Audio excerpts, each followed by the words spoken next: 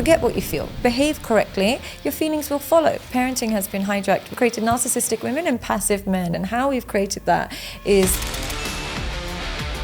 So has modern dating broken down? Absolutely. And I feel like it's almost self-inflicted. What are the top 3 reasons relationships fail? First one is, find a promiscuous woman is a man that didn't do his job correctly. Who cheats more, men or women? Women. Yeah, they're just better at it. Women are better at cheating. So just accept it. Has anyone ever hurt you? I don't even like talking about it. What I would say is, but OnlyFans is a consequence of men being disturbed. Modern way of teaching you is a happy life first and then worry about success. And they've got it the wrong way around. So as a therapist specialising in masculinity, what is making men the most depressed? It's usually just a couple of things. Number one thing is there a loneliness epidemic in men right now? Absolutely. And I feel like it's almost self-inflicted. I think... It's men's fault? Everything. I always say everything is men's fault because unfortunately it's quite self-inflicted. And the reason I'm saying that, and it's not in totally self-inflicted, because they are growing up in a time where they're bombarded with sexualized content. And so what ends up happening is, instead of the usual drive that they would have had 10, 15, 20 years ago to, every time they're getting bored or tired or need sex, they would go out, they would get ready, they dress up, they go out, they go to clubs, they'd hunt for women, essentially. Now what they do is scroll. They scroll a lot. So they kind of saturate themselves with sexualized content online. They reduce their own motivation to speak to women in person, and they then, because they are lonely, they reduce their social skills to just have conversations with women that aren't sexualized. They reduce their natural personality skills, and therefore they become more and more fearful of speaking to women in the real world. So that fear and self-inflicted loneliness from doom scrolling sexualized content is why they're so lonely at the moment. But is that men's fault, or is that the big corporations that create these social media platforms that get us hooked and addicted? Or is it feminism's fault? Yeah. Or is it the women on social media who are putting out the doctored, filtered pictures of themselves? Well, it's probably everything. Yeah, in honesty, it's very difficult to be a young man in this day and age. I have no idea what it would be like if you're 14, 13 years old and you can see the hottest girl every single day on your computer screen without having to talk to her, or sometimes not even having to spend any money. So the temptation is incredible. But at the same time, they are living in a world where they've got lots of information. Maybe 10 years ago, they wouldn't have had so many podcasts explaining about the dangers of pornography. They wouldn't have had so much fitness content online. They wouldn't have had so much spiritual content online. They are also being bombarded with good content, and it's what they decide to indulge in. It's not all of them. There's so many men that have managed to escape that kind of programming, but the ones that are very heavily involved in it are the ones that have passively accepted the indoctrination that's coming to them in this world. So why are men so lonely then? Because they're looking for shortcuts. They're looking for short-term highs rather than long-term goals. And what I mean by that is, when they're, let's say, for example, they're horny, they'll watch pornography. When they want to make money, they'll try and find like bitcoins or quick ways to do it. They've lost their grip to actually suffer a little bit. They haven't got the suffering in them anymore. And because they don't have any suffering in them, they're kind of losing their testosterone. And what ends up happening is they become softer and softer. And not only do women not find that attractive, other men don't find that attractive, other people don't find that, and they lose their confidence. So because they've got it so easy, they've unfortunately become men that people don't want to be around. So is that society's fault? Is that the cycle we're in? Because there's this saying, isn't there, that hard times create strong men, strong men create good times create weak men, weak men create hard times. Hard times create strong men. And it seems like that's a cycle. Do you think it's a mark in society that we're in? Yeah, it's just, it starts with the parenting. I think what's happened is parenting has been hijacked, where it was almost too strict before and it was almost too cold, but it's now the parenting has become as soft as possible. So what's happened is, if you try and be tough with your kids, it's seen as abuse. If you try and put boundaries on them, it's seen as being emotionally neglectful. So you're growing up with men who have really soft mothers and then incredibly soft fathers that they didn't used to have in the past. In the past, you'd be terrified of your father, or you'd be a bit scared that your father's going to find out, or you'd have that natural fear in your home. That's been obliterated, because if you have a fearful father, he's seen as a narcissist.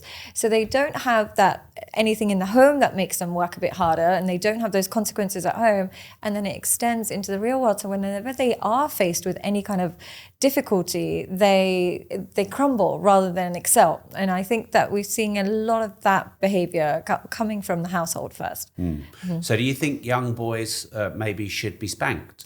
I don't think they should be hit, but I think that... I mean, my dad hit me a few times, and never with a fist. Yeah. Always open, and never in the face.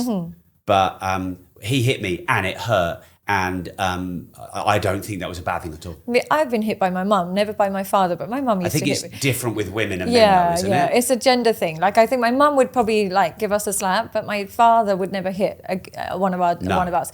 And I honestly... So should fathers spank boys? It's not that they should or shouldn't. It's just that just because you were spanked doesn't mean you were abused. No. And I think what current young generation think is, my dad once hit me because I spilled something on the floor or because I failed my exams. And I was like, yeah, but kids, there's a big difference between abuse and hitting.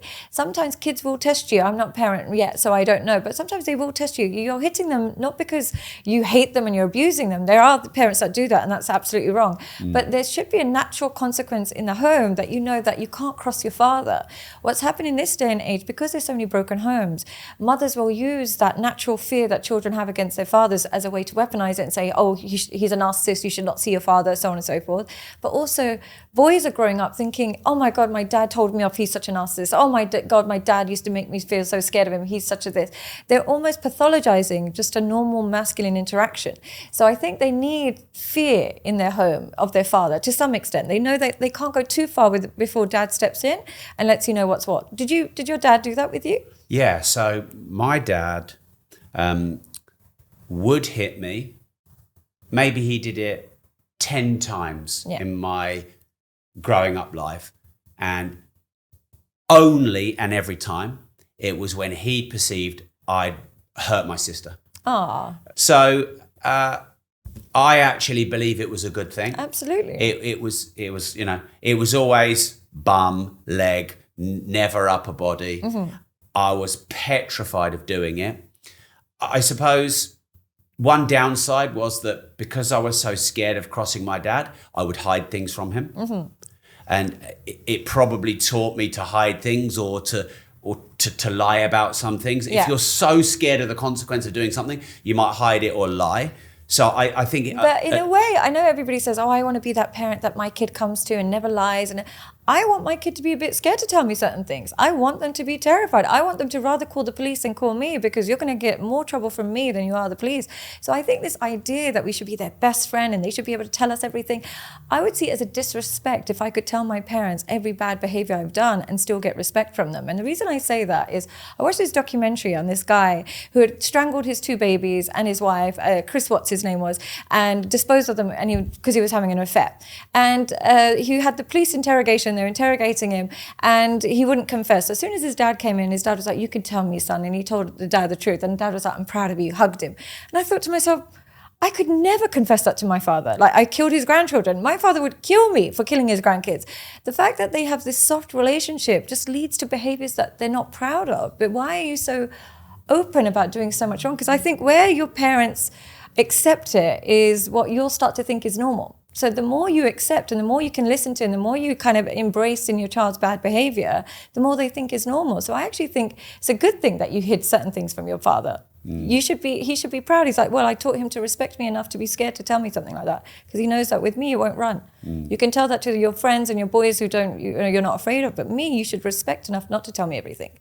Yeah, I mean, the more I think about what I see and perceive as modern parenting, the more I think my dad did a great job. Great. Because my dad had so much pain growing up. His mum died when he was 2. Obviously, his parents were of the war generation. His dad, I think, had no emotion towards him. Yeah. His dad died when he was 18, so he lost both parents by age 18. Really, closed up emotionally. And the way he would show love was by fighting to always look after us. He helped me buy my first house. He helped me buy my first car. He put me through good education, and he never said he loved me. And he hit me from time to time, never abuse. Yeah.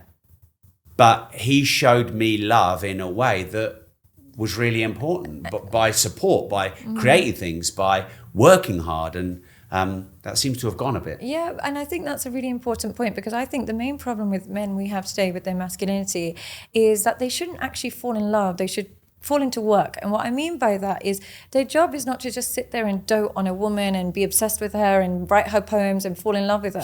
It should be, she's a good woman, right? Let me work hard. Let me go get a house. Let me go get married. Let me start a family with her.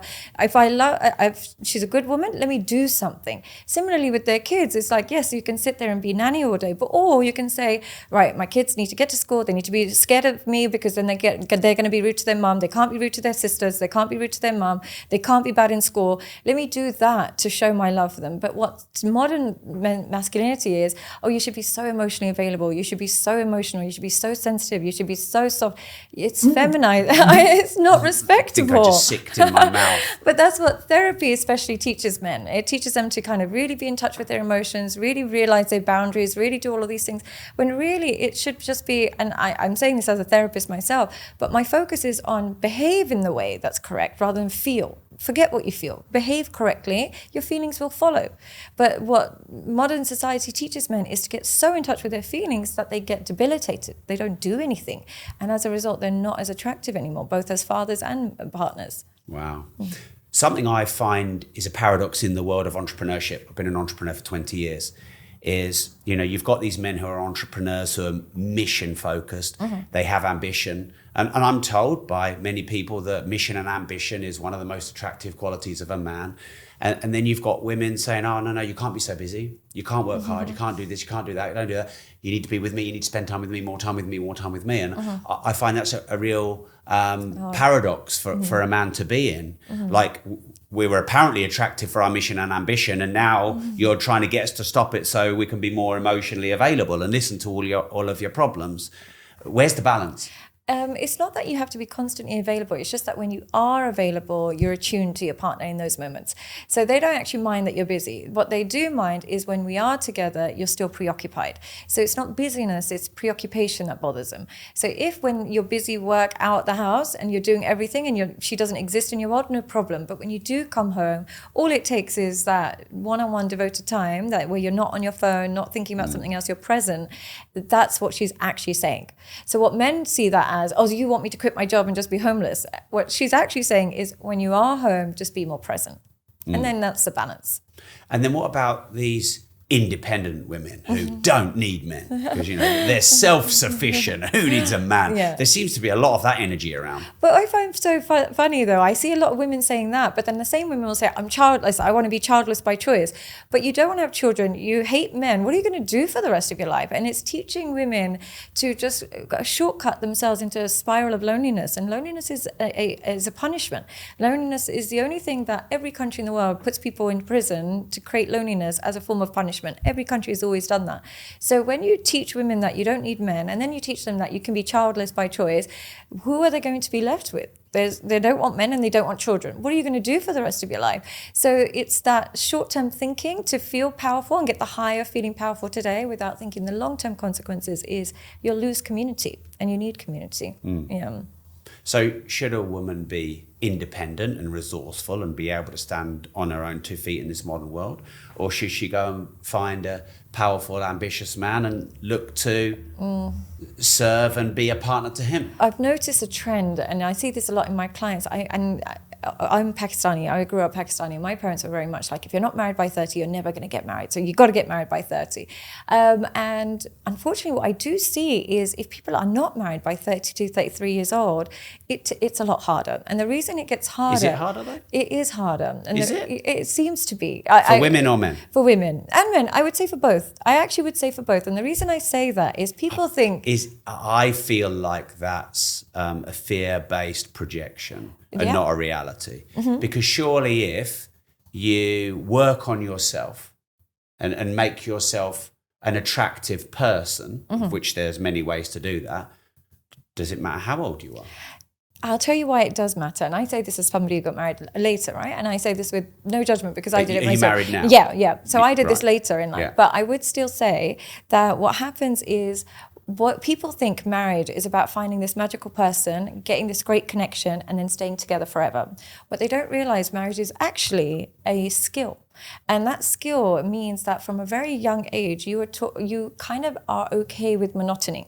You're okay with being with one person for the rest of your life. You're kind of the person that doesn't need too much stimulation, doesn't need too much pleasure, doesn't need too much novelty. You're okay with kind of dependency and not novelty seeking. Those skills are important for marriage. Now, as you get older, you learn the opposite. You learn that you live an independent life. You don't need dependency in any way, shape, or form, and you usually have gone through a couple of heartbreaks and relationships. So you've practiced different skills. You haven't practiced that skill of just one. Because look, if you go back to Peterborough, or if I go back to London, I will see couples that have been together since high school. The thing that kept them together was not love. They don't love each other. And a lot of the time they can't even stand each other. What kept them together is they don't seek novelty. They live in the same place that they always live. They have the same restaurant that they go to, same pub that they go to. They are the type of people that don't like change. As you grow... You're not selling marriage very well, are you? I know. But that's the opposite of what all the romance movies... Yeah, but and then what happens when you are so independent for so long, you get used to the idea of novelty. You get used to the idea of new people texting, new people calling, breaking up with people. You get used to a different kind of behavior. So the skill set breaks down. And so people think it's about finding the right person, but it's actually about developing the right skills. And the right person is irrelevant, really. It's a skill set.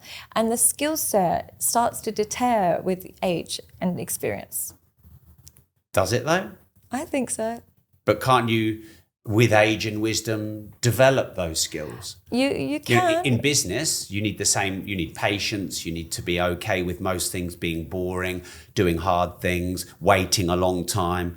With property, I was telling you about before, you have to wait a long time for property to go up. You can't chase newness and excitement in property. You buy it and you wait a long time. And those skills can be learned through age. In fact, you probably don't have those skills when you're young. You develop those with age. So can't we develop the marriage skills with age? You can develop them, but you're more likely to you're just more likely to develop more independent skills. Right. You're just more likely to develop. It doesn't mean you won't. It's just that you're more likely to develop the skills of, okay, if I have a heartbreak, I can just get over this person. Or if I can't find someone, no problem, I'll just go travel with my friends. Or if I can't, you find solutions to your problems faster. And so you become a problem solver, whereas part of marriage is being dependent with your problem solving rather than independent problem solving. So it can work in both ways. It's just, and a lot of people think that they can wait forever. It's very rare you go to weddings and the bride and groom are in their 40s. It happens, but it's harder than when they are in their early 30s or late 20s. It's rarer. Okay. So do you think in 50 years, marriage will be an outdated concept? It feels like it's dying out. It does feel like it's dying out, but at the moment, there seems like women will always want to be married. Even if they don't like what marriage involves, there's something about being married that they just all want. Is that the fantasy? That's the fantasy, and particularly with this TikTok generation and how they're kind of they're kind of reviving the desire for marriage again. But one thing I always ask people, particularly because I have a faith, so I'm Muslim, so marriage is essential. But if I wasn't of a faith, I would wonder why choose to get married. I'm always curious why people without God in their life want to get married, because what is actually the glue holding you guys together? And if it's love we know is going to go up and down. Marriage isn't about love. It's a commitment to something. So either to each other or to God or whatever it is. But if it's to each other, then that commitment is going to be based on love. But we know love is going to go down. So I'm always curious, why do people get married if they're not religious? What's the reason for it? You said marriage isn't about love and love's always going to go down. I mean, I'm sure a lot of people are going to disagree with that. But if that was true, why would they get divorced? Because they don't love each other anymore. So then love goes down.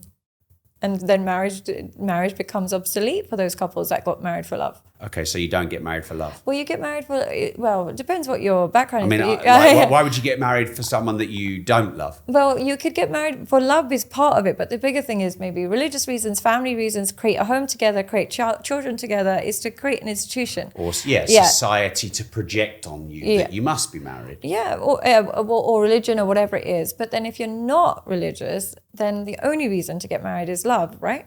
I mean, I think I probably would have always thought that. Yeah. I mean, maybe some men get married because they're fiance wants to be married. Yeah. As opposed to they want to be married. And I do see that quite a lot with men. When I ask them, why did you get married? They'll say, I don't know. They'll always say, I don't know, she wanted to. But they don't know why they're getting married. Now, if you don't know your why, how can you commit to it? Yeah, and something that always perturbs me is, for many people, women, I see that the marriage is more about the wedding than it is about the man that they're marrying. Yeah. I.e., they want the perfect wedding. Well, what about the guy? Yeah, and it's ticking, and a lot of the time it is ticking off the box. Not to say that's wrong or right. It's ticking. It's ticking off the box to say that you got married and had the wedding and stuff like that. And I completely understand it. It's not to say it's wrong or right. It's and usually the guy pays for it. And so the longevity will just depend on your why. The getting married, everyone can do because they're married, they're in love or whatever it is. Longevity will depend on your why, and the real reason why marriages last is a lot less romantic than what people think it is. It's a lot to do with don't like change, don't want to start again, don't have alternatives, have a real lack of alternatives. That's usually the core behind a lot of marriages that do last. But people like to think it's love, but it's actually more practical than that. Right. And I think, or maybe fear of splitting up. Fear of splitting up, fear of starting again, fear of not having anybody else in your life. There's a lot of fear that goes involved with it. So just knowing the why behind it will give you a more practical approach to the longevity of your marriage. Who cheats more, men or women? I would say that it's very equal, but I know who hides it more, which is women. Yeah, they're just better at it. Women are far better. Women are better at cheating. They're far better at Why? cheating because men are a lot more naive than women are. So women will, if we see you following a bunch of girls on Instagram, if we see you liking pictures, we can predict the next steps that's going to come from that because we've experienced that. We know what happens when a man starts liking our pictures or starts sliding in our DMs, so we can predict the next steps. Right. What happens with men is because they face a lot of rejection from women, they assume that when a man, she's like talking to a man, maybe it didn't go to the next step, maybe it didn't go there, maybe it didn't. So they like to believe that it didn't go as far as they think. So that's the first thing. They're quite naive about where women and how women behave. The other thing is that men are just a bit sloppier with it. They really are a bit sloppier, whereas women will know because they're suspicious. They know how to hide the suspicions a lot better. So I think women are just a lot better at it as well. And whereas men might sometimes admit that they've cheated. They might tell their friends, they might tell a new partner, I cheated on my ex, I shouldn't. Women, you'll never get an admission. Literally never. Even with their best friends, they won't tell you that they're cheating on their husband. Why? There's something about the admission that means that they should feel guilty and they don't want to feel the guilt. So they just think if they don't admit it, they won't feel guilty. And it's not all women, but even when I do have female clients in my therapy sessions that are cheating, zero guilt. And the reason they feel zero guilt is because they usually have lost love for their husband by the time they are cheating, or they usually have more attachment to the other person. So they don't feel guilty because they feel like they're in love, they care about the other person, or they don't care about the original person. So the moral obligation is only to the person that you're most attracted to or interested in. So they don't feel any guilt. Whereas men might still feel a bit of guilt because they know what's like, she's going to kill me, or she's going to probably take the kids from me, or she's going to do something. Whereas women are like, but I don't love him, so why would I feel guilty about cheating on him? Wow. So you think men and women might cheat equally? Equally, yeah. I would say women get away with it a lot more, but generally equally. And it really just depends on the couple itself. I would say the person with the least alternatives is probably the more loyal one. The one with the most alternatives is probably more likely to be. So you're saying there isn't really any loyalty? You're just saying that loyalty is options? Loyalty, I would say, is upbringing. I would say a lot of it is to do with upbringing. A lot of it's options make Yeah, but you just said the person with the most options is more likely to cheat. I would say that when you are dating somebody with significantly more options than you have to accept that there might be a chance that they're going to be more disloyal. I think that's just common sense. If somebody is dating a celebrity, if I'm going to be married to David Beckham, I have to accept that David Beckham is going to have more alternatives than me. Chances of him being faithful are less than if I choose somebody who has a similar level of alternatives to me. Wow. Do you think more people cheat than the statistics tell us? Yeah. Like, if you were to guess in marriages, what percentage of people, men or women, have cheated, what would you guess it as?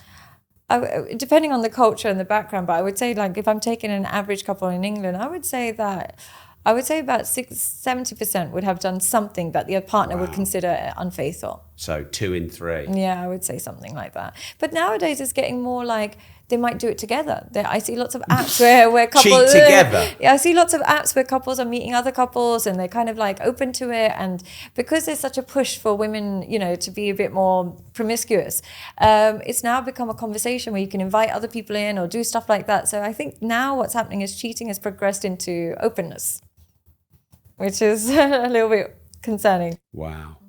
So what are the 3 main reasons people get cheated on?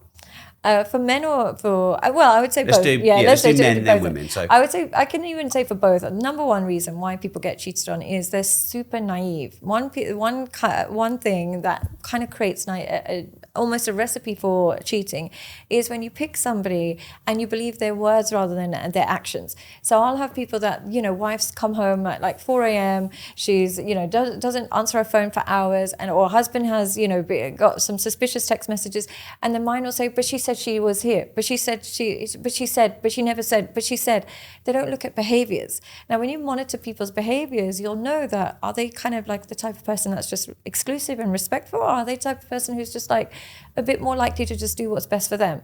Now, if you look at people's behaviors, it's unlikely you'll get blindsided by a cheater. But every time somebody comes to me and says they've been cheated on, I was like, but what were the behaviors? What were the steps? And they're like, oh, well, we stopped sleeping together. And, oh, she started randomly buying new lingerie. Or, oh, he started doing a lot more nights like away for work and stuff. So there were steps that they were a bit too naive about. And I know it sounds like I'm suggesting that you should be suspicious. I'm not saying you should be suspicious, but every time there's a shift in people's behavior and you don't question it and you don't ask the right questions, people are going to think that they can take advantage of your naivety. So are you saying if you get cheated on, it's your fault? Yeah, pretty much. Right. Only because, so it's not the fault of the person cheating, it's your fault. No, because cheaters select people who are naive. Cheaters don't check it. Like most people who are compulsive cheaters, they stay away from somebody who's going to put a lot of boundaries on them, who's going to say, look, I don't really like you talking to an ex-partner, or I don't like you going getting drunk without me and coming home at 4 a.m. I don't like that behavior. So cheaters will remove themselves from people with boundaries. They just do, because they can spot somebody who's got boundaries and self-esteem from a mile away and think, if I start coming home or not telling them where I am or switching my phone off and partying all night, they'll probably leave me. So why would I want to be with that person? So cheaters have a selection process, and their selection process is your lack of boundaries. So they select people like that. Now, if you are the type of person that kind of just permits everything and anything, you have to accept that you're going to filter out women that like boundaries. You're going to filter out women that like, some respectful behavior. You're going to filter those out and be left with people who don't want to abide by relationship rules. Wow. What about relationships that have lasted a long time and then this happens, where maybe there wasn't the conscious thought when they started? Because the world's changed a lot in the last 10 or 20 years, maybe more. So there's these people who are in these long marriages where it was pretty innocent 20 years ago. Like there wasn't any social media. You probably met someone in your local town, dated them. I mean, I haven't dated forever, but when I dated, it was like, she's in the gym or she's in the bar and I've got to have a sip of my drink and breathe in and I've got to go and talk to her. Worried about, hard rejection, like in person. So could you argue that you haven't had conversations, you haven't dealt with issues, and you've let things build up, and then someone's at the point where they're disconnected? Does it happen like that? That happens when there's a lack of intimacy, both physical and emotional. So what happens in those marriages is some people just are not honest with each other. When there's a lack of intimacy, they kind of just accept it, but really they're craving a bit more. Or when they don't like the intimacy, they won't say it because they're not open enough with each other. They're so worried about hurting each other's feelings that they bottle it up, but they hurt each other's feelings in the long run by potentially having affairs. So what I notice is that there's a lot of people who are like, okay, she gained a bit of weight, or he's not doing what I like intimately. I tried telling him, but he's so sensitive, or I didn't want to hurt their feelings. But in their desperate attempt not to hurt them, they end up living a double life, and that's actually worse. So I actually recommend having as much honest and blunt conversations as you can, both about intimacy, both emotional and physical, to prevent those behaviors happening. And then if you do find yourself still wanting somebody else, you can have an honest conversation, think maybe we're not aligned anymore, maybe I can meet somebody else, but it doesn't have to go down the cheating path if you have a lot of connection out in the relationship. Who's more narcissistic, men or women, and why? Women are more narcissistic. They're considerably more narcissistic. And let's see the comments go. Women are more narcissistic. We've created a generation of narcissistic women, and we've really done that. And we've created narcissistic women and passive men, and that's the culture we've created. And how we've created that is the rise of feminism and the rise of social media has really created a narcissism in women, because what feminism has taught women is that men are the enemy. You don't owe them anything. You don't owe them respect, loyalty, love, dedication, acts of service. You don't owe them that. But at the same time, they should still pick up the bill. At the same time, if he doesn't pay for everything, then he's not a man. At the same time, he should accept everything you want to do whenever you want to do it, but you don't have to accept everything he does. And then combine that with social media, where beautiful women in particular, even if you're not that beautiful, but beautiful women in general, what they can do is post pictures online whenever they want and be inundated with alternatives as much as they want. But at the same time, their partners can't really do that, because women don't really, slide into DMs in men's as much. But similarly, if they did catch their partner liking pictures or posting things, they would be the first to pull him up on it. So I think what's happened is they've got a culture where they don't have to serve or respect or love men, but at the same time they can do whatever they want, and men should still be traditional and still be masculine. The expectations of the men are still there. So I think it's not entirely their fault, but what's happened is they have created that mindset without realizing, both social media and feminism. But the weirdest thing is they'll always say, my ex is a narcissist. He's a narcissist, because they think anybody with any kind of bad behavior is narcissistic. But often and I say they, but me, everybody, we also are, just as bad. Yeah, I mean, narcissism is this label. Most people don't even know who narcissist was. It's a common weaponized term. I see people on social media using that language all the time, and I have a quick look at them and I think, well, you are the very thing that you're calling everyone else. I have a golden rule. Whenever somebody uses the word narcissist, I know they are one. But they've used their narcissism to play victim. Narcissism and victimhood are almost identical personality traits. Just how narcissists like attention by having lots of adoration and having a lot of admirers, and victims love having sympathy. They thrive on people's sympathy. They thrive on having no accountability.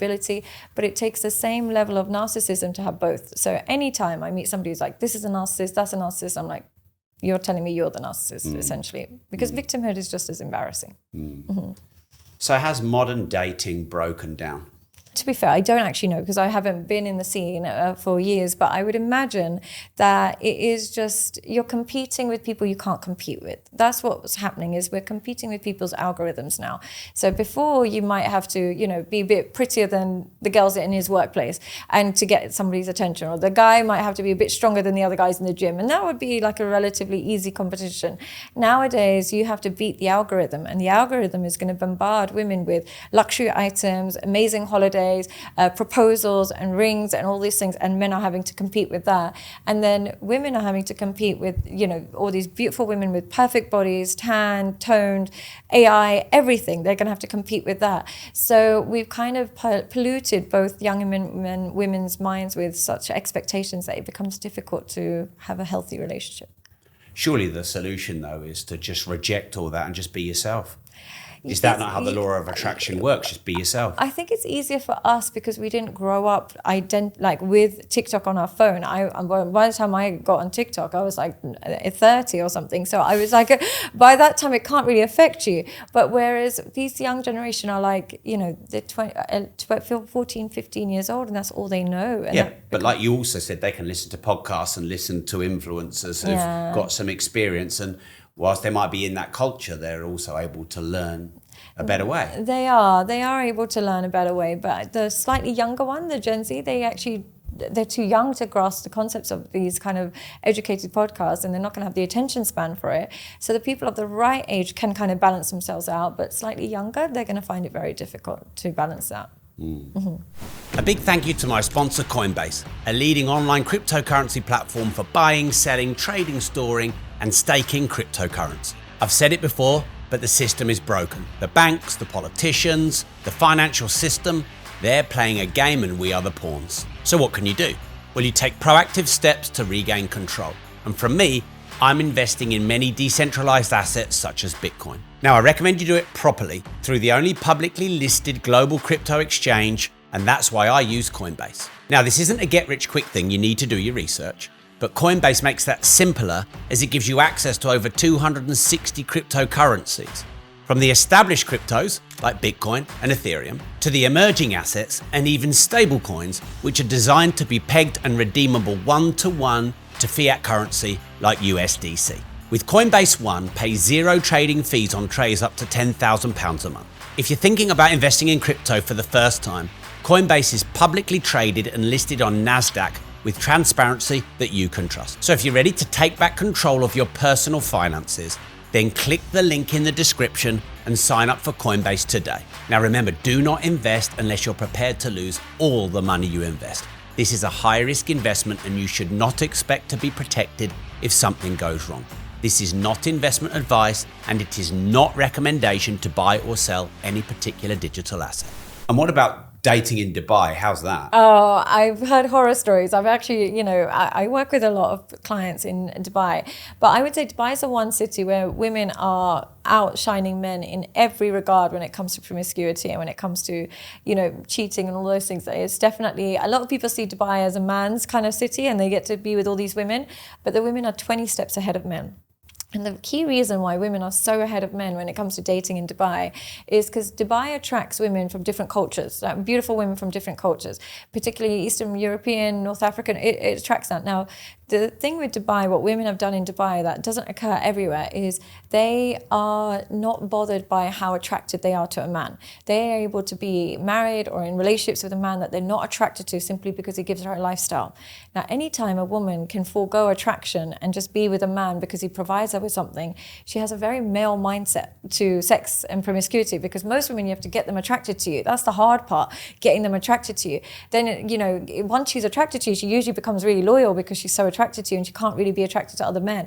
But Dubai attracts women who don't care what you look like as long as you give them a lifestyle. So without attraction, there's no loyalty. So what will happen if another man can provide a better lifestyle, he's replaced immediately. Or even if he's not replaced, if she does meet a man that she's attracted to, she can use that guy while still having the perks of being with the man that she's not attracted to.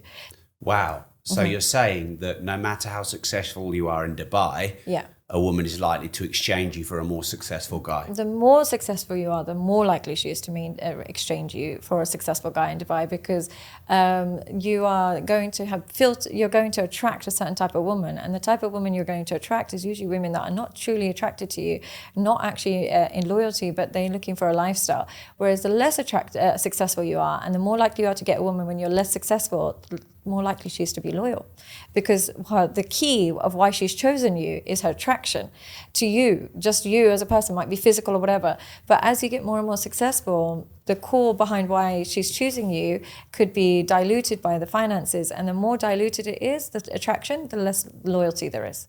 But surely there's a really easy way to filter out these people. You would think so, but there's not. I've got one. Which is? When the bill comes, you do this. I know, but then... That's what you do. The first date, the bill comes, you sit there. And I'm not saying as a guy you're not going to pay the bill. Yeah. But you're looking for the reaction. But the thing is, so here's the thing, here's the difference with Dubai. Some girls just don't pay for bills because the culture is Muslim. So the men pay for everything anyway. So the bill isn't the thing that actually filters them out. That might work a little bit more in London, but in Dubai, because men, you can actually sit there having dinner and somebody will pay your bill that you've never seen in the restaurant, because it's a Muslim culture. Men pay for everything. Okay. But the real stretch is what they do for a living. And in Dubai is one of the most expensive cities in the world. It's super expensive. And even if you make good money, you'll still be like, wow, this city's really expensive. You'll meet girls that are from the middle of nowhere, like Kazakhstan, or like from a village in Russia, and they live with a G-Wagon and like in a high-rise with no job. And the men don't wonder where this is coming from. They don't question it. So it's what they do for a living is the real question you want to ask. And if it's not a clear answer, there's usually a man behind it. Right, okay. So entrepreneurship. Yeah. Is it different or difficult for entrepreneurial people or go-getters, or people who want to be very successful and run their own business? Is dating and relationships different and more difficult for them? It's a lot more difficult for a couple of reasons. The first reason why it's more difficult is obviously the time. They don't have the time to properly vet a woman, really get to know her, invest in her. They don't have that same kind of time frame that the average man would have.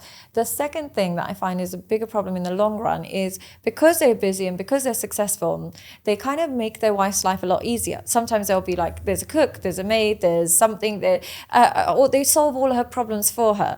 The problem then becomes there's a resentment, because what ends up happening is he does more and more, but he feels less and less appreciated because he's doing more. He's like, I'm providing this for you, you got this house, we go on holidays, you don't have to pay for anything, your kids are in business, what's the problem? So what ends up happening is the balance tips, because he does more and more, she doesn't have to do more because she doesn't have to cook, she doesn't have to clean. She gets used to that. She gets used to that. So what ends up happening is one person has to hustle for that lifestyle and work really hard. The other person just has to wake up in the morning and they get the exact same lifestyle. So resentment starts to build up, and that's where the relationship starts to suffer a little bit. Right. Mm-hmm. And is the resentment from the main breadwinner, could be a woman, but probably more likely a man, or is the resentment from the person who's being supported who takes it all for granted and therefore just naturally expects more? Yeah, it's on both ends. Weirdly, it's on both ends. What ends up happening is the breadwinner starts to get more and more resentful over time.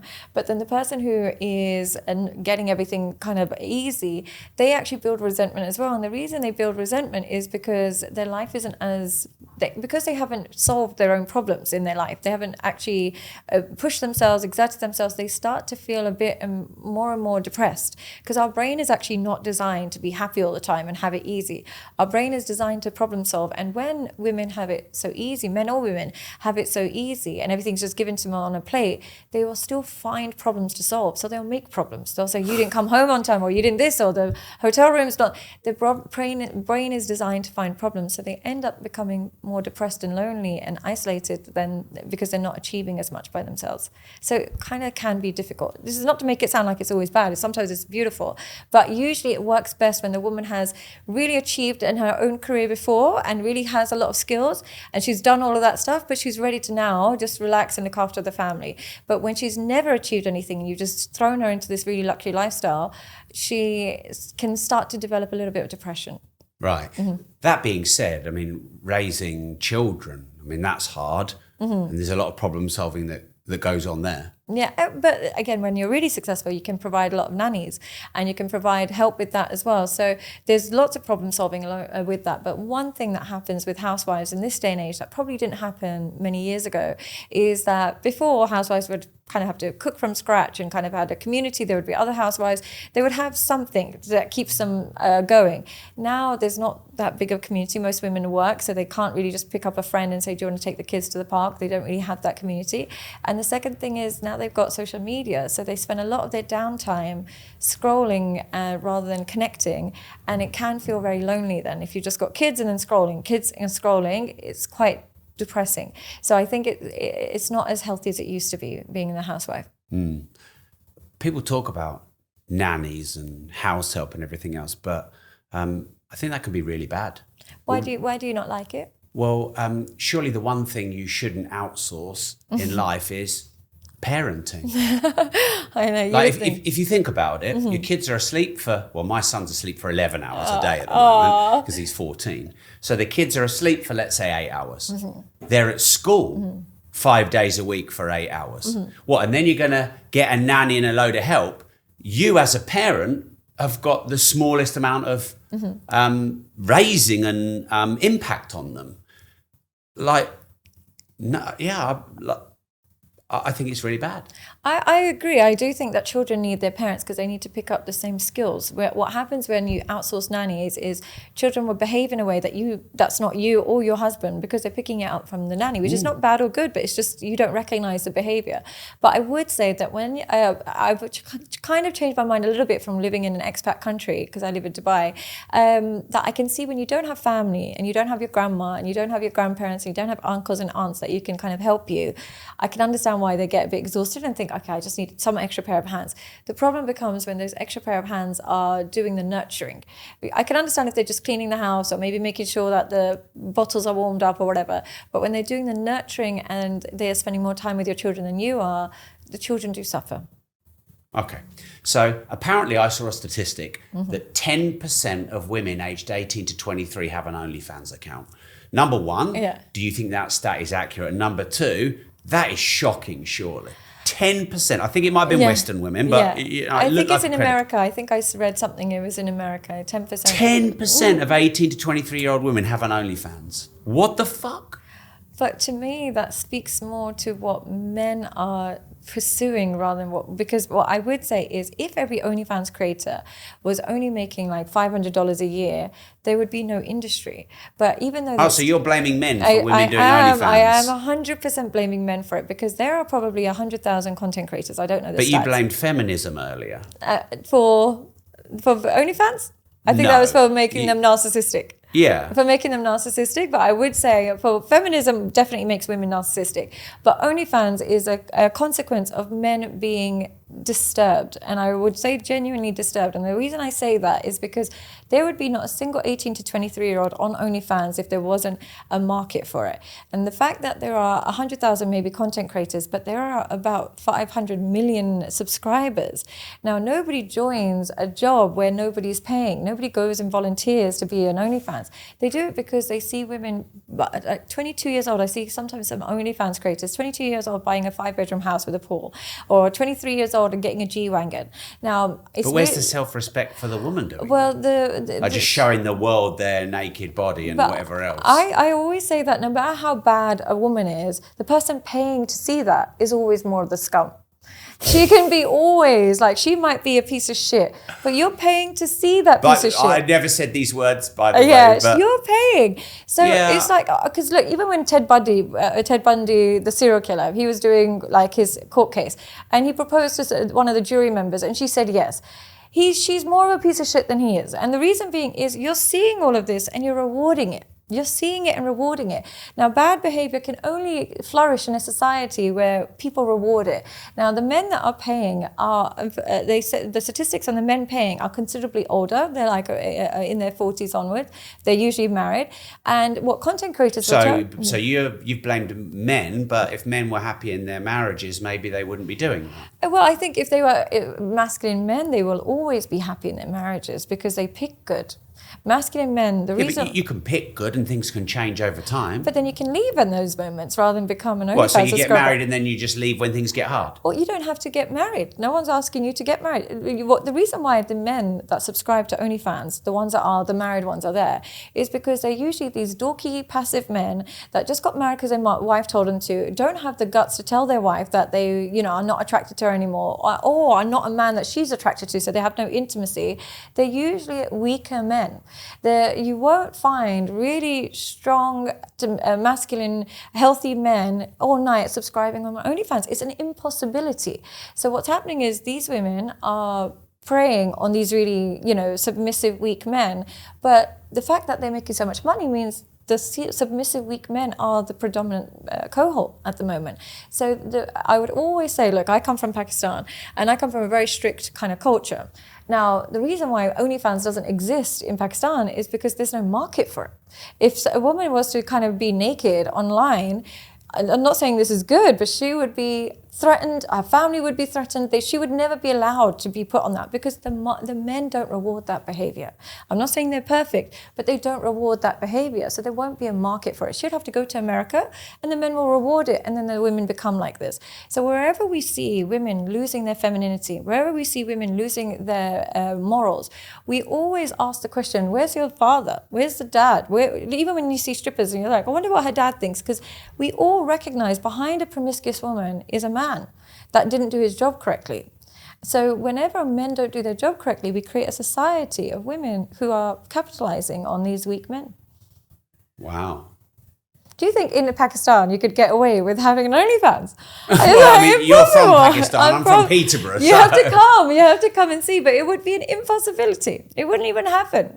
But what's interesting is you threaded it back and blamed the fathers. So as you know, Andrew was on my show, Andrew Tate recently, and with Bonnie Blue. And Andrew Tate blamed people like Bonnie Blue and OnlyFans on feminism. So you're tracking it back to the fathers not raising the daughters and sons properly, and he's tracking it back to feminism and being independent and powerful, and you don't need men and emasculating. I would always men. trace it back to fathers. And the reason I say this is women have to experience being daughters before they can experience being wives. And what I mean by that is every woman needs to have the experience of an older man, her father, who chooses to pour into her, like provide for her, look after her, protect her, make sure her brother doesn't hit her, make sure that nobody other man ever touches her, drop her to school, pick her up from school. That's what a woman has to experience. She has to experience being a daughter first. That protective man that's like anxious when you leave the house up until you get in the door, until he hears, and I have this experience with my father to this day, when I'm staying in his house, until he hears the key and I'm home, he won't go to bed, ever. Now, when you experience that as a woman, you know to trust men, you know to love men, because they've given you that experience. Then what ends up happening is you know how to love men back because you've experienced it. So then you become a wife and you think, men are actually loving, caring, and they do a lot for you. You pour back into them. So once you've experienced being a daughter, you can then be a wife. Now, you can't skip that step. So what will happen with women that don't have fathers is they'll either date really older men and they kind of fetishize, they fetishize old men. So they'll be like 15 years old and having a crush on, like, I don't know, an old man that they see on TV, maybe like a Simon Cowell or something like that. They'll have a crush on an old man because they didn't get that father figure. Or what they'll do is compensate for that lack of father figure by seeking validation from several men at the same time, but not loving them. Now, you have to experience being loved by a man in the form of a daughter first before you can go on to love them as a wife. You can't skip that step. So the reason I always will bring everything back down to men is feminism doesn't run in Kashmir, where I'm from, in Pakistan. It doesn't run. Why? Because the men are so strong in their household. What's happened in the Western world is the men allow the women to become the fathers. The men are more passive. The men let women and their daughters do whatever they want and they say, as long as you're happy, as long as you're happy. They don't say, I don't care if you're happy, you need to do what's good for you. Fuck your happiness, what's good for you? They don't say that. So without that experience, they can't train women to trust and respect men. Wow. What are the top 3 reasons relationships fail? I would say the first one is selecting poorly. The first and foremost is a poor selection. And why that? Anytime you speak to somebody who's going through a divorce, they'll always say to you, oh, in the beginning or before we got married, this did happen, that did happen. So the main reason is you're the type of person that sees all the red flags and thinks that if you love her or him enough, you'll get through it. Sometimes you have to understand that you can love them, you might get married, but that red flag's not going anywhere. So just accept it. And your relationship will only work if you can accept the red flags that you saw in the beginning. If you can't accept them, at some point you won't be able to accept it any longer. So I would say selection is the main reason. And then the second or third? Second reason I would say is having a lack of appreciation. And that's becoming a lot more common because we are hijacked by algorithms, but not appreciating what your partner does for you then breeds resentment and anger. So it also reduces, your connection and your intimacy. So if you genuinely see everything that your partner does in a negative light and you can't be grateful for the good things that they do, you will always find yourself disconnected to them. So I think a lack of appreciation. And the final thing I would say is keeping alternatives open. People who stay together quite some time, they find it easy to be monogamous. They find it easy to ward off alternatives. That's not difficult for them. What's really difficult is people who have never been monogamous, who've always been tempted by other people, then choose to get married. Marriage is for monogamous people. It's not for people who find monogamy difficult. If you find monogamy difficult, no problem, but just don't be married. It's probably not for you. But if you're the type of person who naturally finds it easy to be faithful, go ahead and get married. You won't find it too difficult. Mm. Mm-hmm. Are you kind of like a modern day pickup artist coach? Do you think I am? I don't know. I'm asking you. I would say I'm the modern day masculinity coach. And I know lots of men are like, oh, what can women tell you about masculinity? What can women ever know about masculinity? The reason we know is because we know what we respond to and we know that what we don't respond to.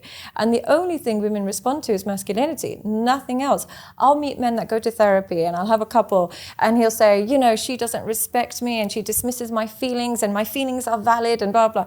And I said, look, the only thing and I've gone to therapy and I've worked on myself, and he talks like this. I said, look, the only thing women respect is masculinity, nothing else. You can be a therapist in the making, you can be a billionaire. But if you're not masculine in either of those areas, if you're like, if you're like a Jeff Bezos or a Mark Zuckerberg, you might be a billionaire. But if you're not masculine enough, you won't have enough sex appeal to keep her interested in you.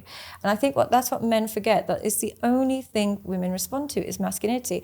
And what is masculinity? The ability to provide, protect, and have children. That's it. Be a responsible man. That's all it really is. It doesn't involve writing poems and being, going to therapy for hours on end and, all of this nonsense. It's just, are you providing? Are you protecting? Are you procreating? Beyond that, it also just means being less emotional and more logical. I know people are telling you need to be emotional, you need to be sensitive. No, the truth is women don't respond well to men who are sensitive. They don't respond to men who know all their problems. They respond to men who can solve all their own problems. So the more of a problem solver you are and the more masculine you are, you'll be fine. What do you think? I mean, you would know what women want more than I do because I'm not a woman. And also you're a therapist, so I guess you've had many men as clients. Yeah. So you would know that part. I suppose in terms of being a man and what masculinity is, because that's a hot topic right now. And I think there's all these people who call themselves alpha and sigma males. I just don't think that's what masculinity is. No. I think we've got to get rid of all this bravado. I definitely think someone who can solve problems for someone. Like if you're the leader of a company and you're very good at solving problems, you're going to attract good staff. Yeah. So I definitely think of a very good problem solver. I agree that it's quite feminine to wallow in and go through and bathe in all your emotions. And I think that that's a feminine trait, not a masculine trait. And my son's 14 and I'm now seriously thinking, do I have to teach him how to fight and defend himself, where it used to be safe in Peterborough and now outside a shopping centre, the biggest shopping centre in Peterborough, in broad daylight, you've got teenagers stamping on other teenagers' heads. Awful. And, you go to London, you wear a nice watch, you could get stabbed and murdered for that. So I think, as a dad teaching your children to look after themselves. You talk a lot about, people talk a lot about, how you teach a child. For me, I think it's just preparing them for how the world is. Yeah, and I think that's the main thing. A lot of will teach you that you just have to give them unconditional love. Lots of unconditional love. You got to, validate their feelings, and then they'll feel loved. And as long as they feel loved, it's all good.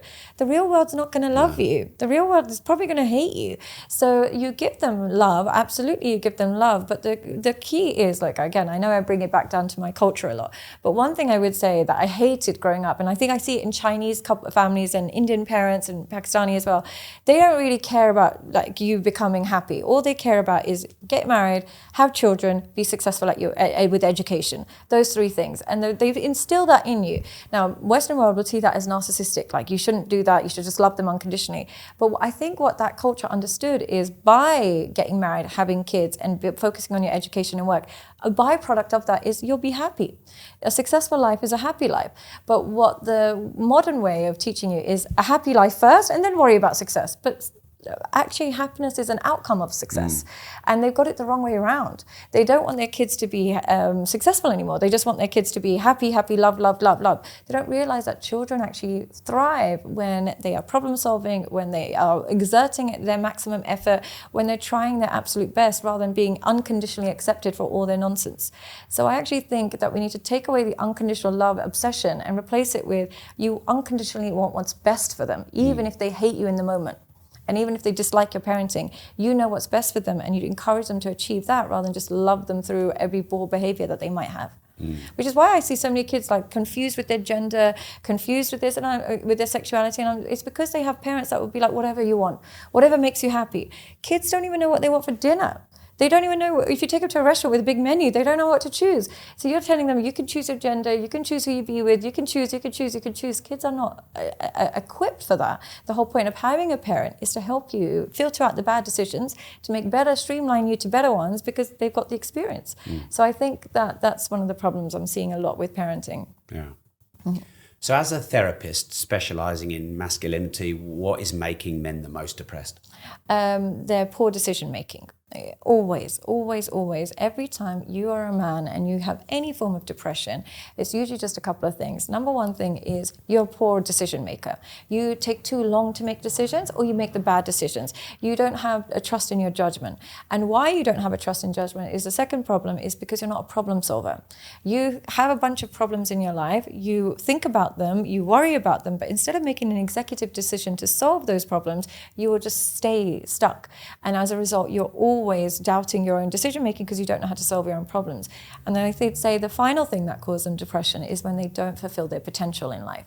They might be really intelligent, but because they don't have courage, they don't go out and do something really useful in business. Or they might have a really great body, but because they don't want to work out and they lose it. It's when they don't fulfill their potential, they're not great problem solvers and they're not good decision makers. They want to believe it's this biological thing that makes them depressed, and it's this, my dad didn't come to my soccer game when I was 14 and now I'm depressed. Look, if there's men in Gaza that are like picking up their children from rubble who have managed to survive and not go through depression, there's children in Africa that have to eat. And I know people are like, oh, but you shouldn't compare problems. But the reason they don't have depression is because they're too busy solving problems. They're too busy decision making, problem solving, fulfilling their potential, survival. They're doing what their brain designed them to do. Because you're not fulfilling your potential, not decision making and not problem solving, you have the luxury of being depressed and sad. When sadness should be, where do you have time? If you're really being responsible, looking after kids, looking after your family, you shouldn't be able to have the time to be as depressed. Which I know they're going to hate in the comments. They can hate all their life. Yeah. It's interesting you said, you're basically saying depression is a behaviour. It's a behaviour. It's a behaviour. You do the right things, your brain will follow. It's not, you don't listen to your brain, and your brain's going to tell you a bunch of nonsense. But you do the right things. So if you're a man that's depressed, look at your work schedule. Are you working as hard as you should be? Have you fulfilled your potential in work? Have you fulfilled your potential with your body? Have you made the right decisions in your life? Have you spent correctly? Trace everything down to a decision, change that decision, you won't have depression, I promise you. You can stay on antidepressants for the rest of your life because your doctor told you your dad was a narcissist, but that's not the truth. So as a therapist, what's the most shocking thing you've heard a client say to you?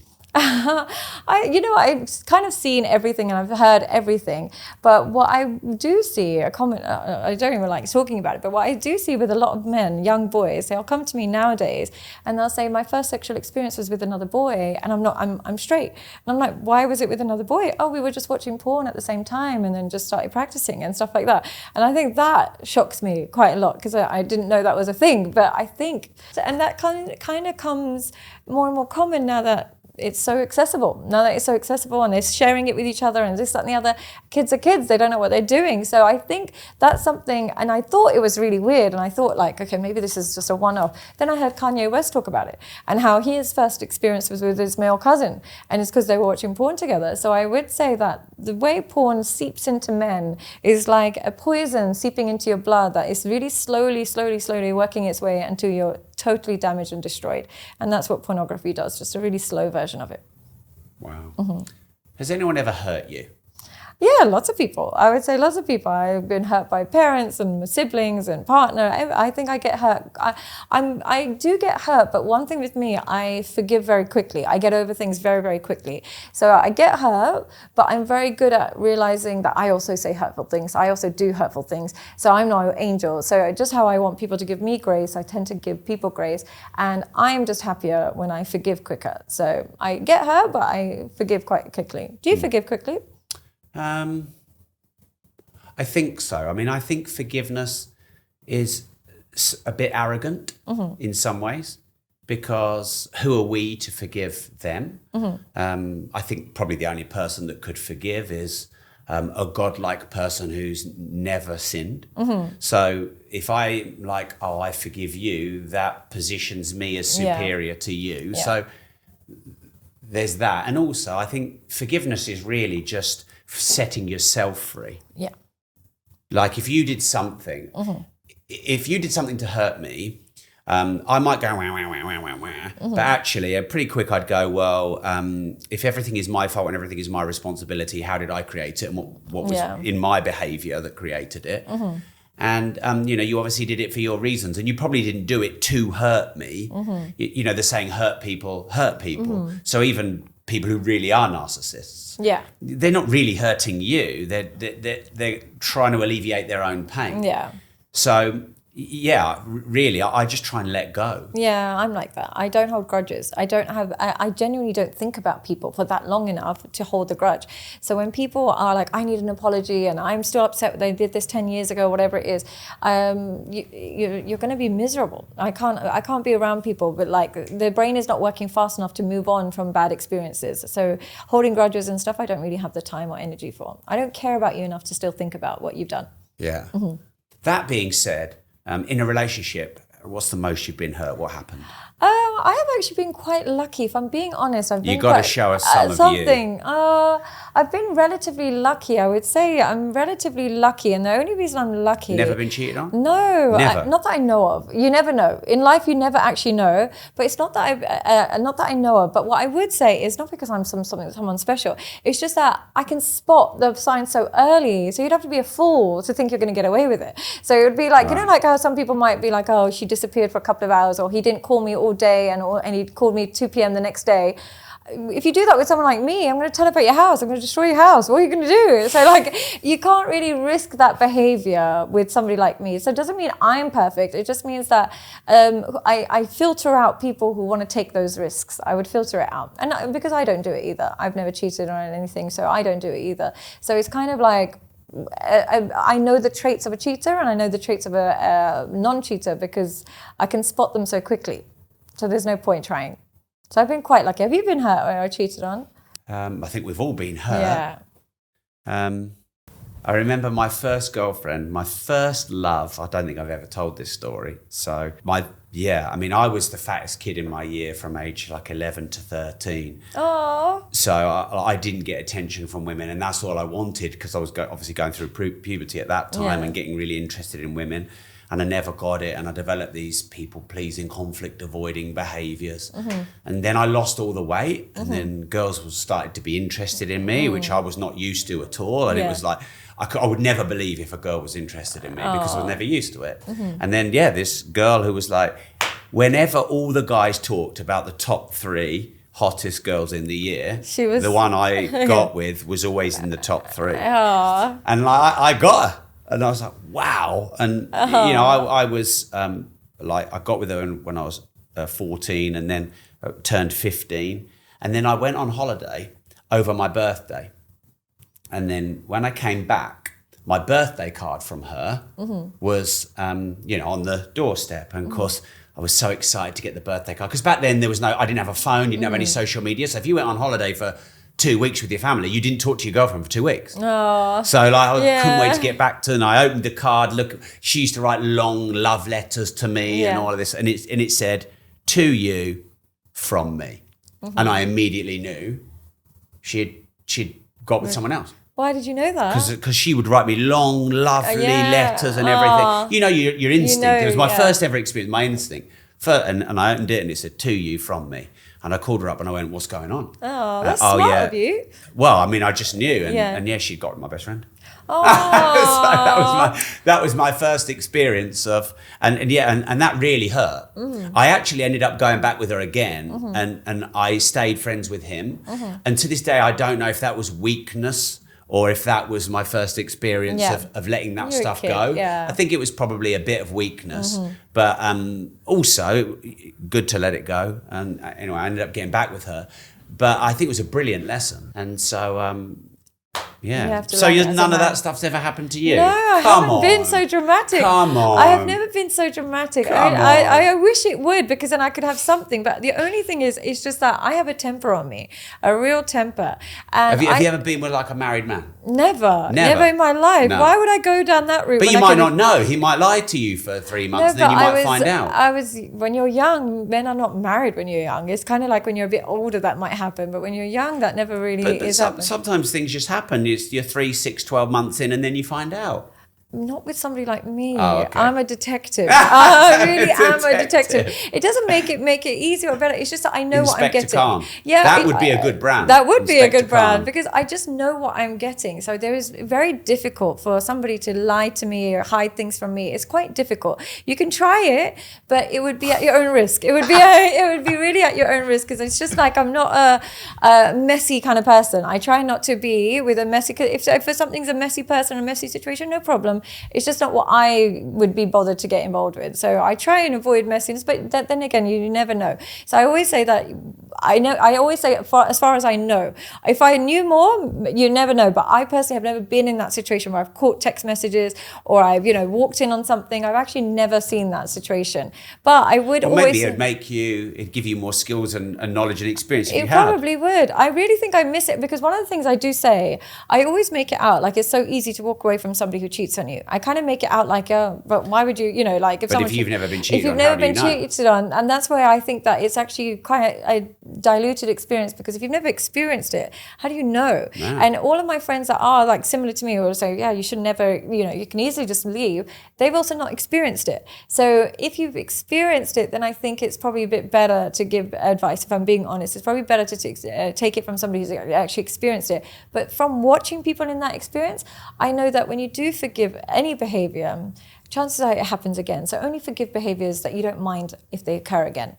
And so if I did forgive my husband for cheating, I would expect him at some point probably to do it again. I wouldn't be naive and think, oh, he's never going to do this again. It will never happen. I'm going to assume that at some stage it might happen again. And I have to be okay with that if I'm going to accept it. Okay. 3 biggest relationship fails, firstly from men. Too passive, non-dominant, and that means in every regard. One of the biggest mistakes that men make is that they're not dominant enough, and what that does 2 things. Firstly, you attract women who are dominating. If you are a passive man and you're not dominant, you're going to attract a very dominant woman who likes that because the average woman quite likes a little bit of dominance.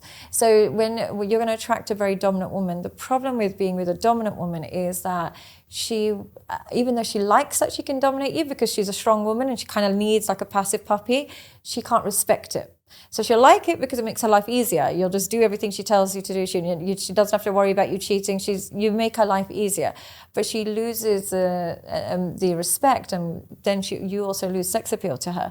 So it works, but it also doesn't lead to respect and it doesn't lead to chemistry. So I'd say the first thing is to not be dominant enough. The second mistake I would make is being too lustful. So when you attach to women solely on their appearance because you think that she's the best you're going to get or because she's so hot or whatever it is, solely on appearance and nothing else, then you're going to always suffer because you're always going to become submissive. Because of that, you put her on a pedestal, you're going to automatically become submissive and then she's going to lose respect and love for you. And the final thing I would say, this is not for the passive man, but this is more for the men that are a bit more narcissistic, is not showing appreciation when you do have a good woman. The third mistake I really see is when they do have a good woman who really treats them well, is really loyal, is just wants a good, easy life, and you take her for granted. And she's the one, because she's not materialistic, you think, oh, I don't need to buy her anything, she doesn't care. Or because she doesn't ask for a lot, you give her your bare minimum because she doesn't ask for a lot. It's when you take advantage of the good woman is the final mistake I would say they make. Okay. And then the 3 big relationship fails from women. I would say it's a bit trickier for me to talk from the women's perspective because I'm probably thinking about myself. But I would say the first mistake that you make is you ignore the red flags. And you think that, if he's, been with lots of women, or if he's got an addiction, or if he doesn't work, or he's got some kind of problem, you think that it will get better. You think it will get better. You almost have to pick a man thinking he might never change. He might never change. Some do, you get very lucky, they completely change, but majority might not. So you have to pick him knowing that if you married him tomorrow, would you be okay with the behaviors he shows today? And if the answer is yes, he's perfectly fine, no problem. But if you're thinking no, but then I'm hoping the addiction will stop, or the cheating will stop, or he'll finally get a job, it's not going to change. So I would say the first thing is probably ignoring those red flags. Second thing I would say is this is more for the women that are a little bit, very loyal and loving, investing in men way more than they invest in you. So because you like him and you love him, you're giving him your everything, even though he's giving you very little in return. And the final thing I would say, if you're a woman that's on the other end, is when you do have a good man, you replace him for a man that's more exciting. When you have a good man, maybe he's not the most exciting person in the world, but he's a good man. He treats you well, and then you see this, sexy guy at the club, or you meet this personal trainer that you have a crush on. Letting go of that good man for that toxic kind of man is another mistake that women make. Okay, so we've got a little quick fire round now for the last few. Would you rather date a bad boy or a nice guy, and why? Bad boy. Why? Nice guy I can't respect. Bad boy, even though I don't like that behavior, at least I respect that he's being himself. But maybe a nice guy is being himself. But then he's probably being nice and he's not being himself. Bad boy at least is taking the risk to be disliked. And because I respect people who are authentic and can be disliked, because I do that myself. So I'd always respect a person who's willing to be hated than the guy that just wants to be liked. Okay. Wow. Why did you leave the UK?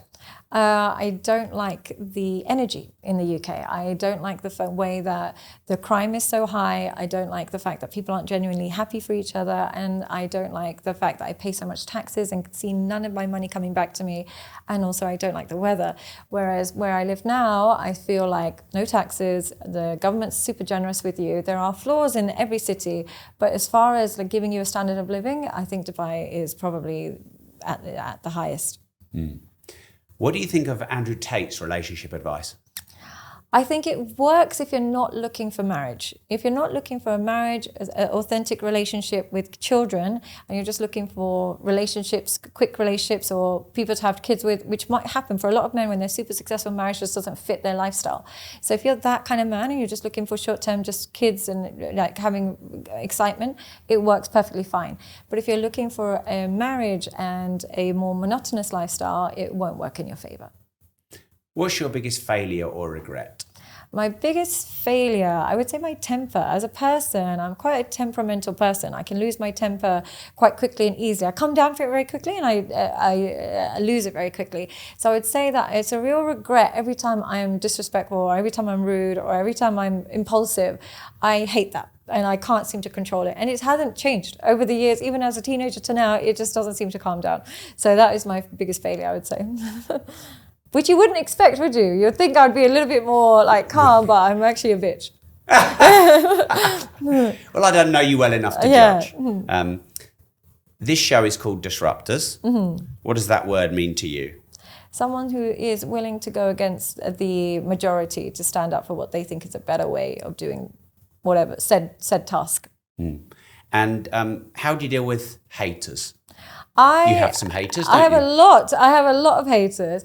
But one thing I would say is I'm lucky in the sense that the people I like and the people I respect and the content creators I really admire show me the same respect back. The people I find disgusting and the people that I find really gross are the people that really dislike me. So I look at the quality of the haters, and only if I was getting hate from people that I admire, I would feel it. But if I'm getting it from people I actually look down on, I kind of don't really take it too bad. I'm quite strong with that. Okay. Well, thank you very much for being on the show. Thank you for having me. Thank you so much for having me.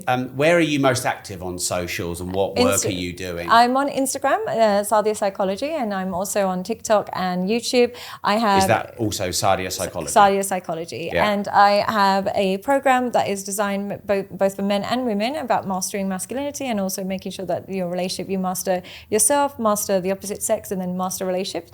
And then I also do where group can coaching. people find out about that All program? on my website. Oh, okay. Yeah, all on my website. So your website, what's the URL for that? SadiaPsychology.com. Easy. Nice and easy. Sadia Psychology, everything's there. Everything's there. All right. Thank you so much. Thank you.